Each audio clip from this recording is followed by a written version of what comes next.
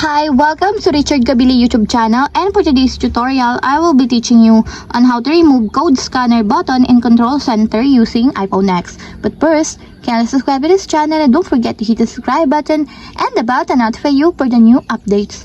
And let's start. Using your iPhone X from your home screen, first, go to Settings.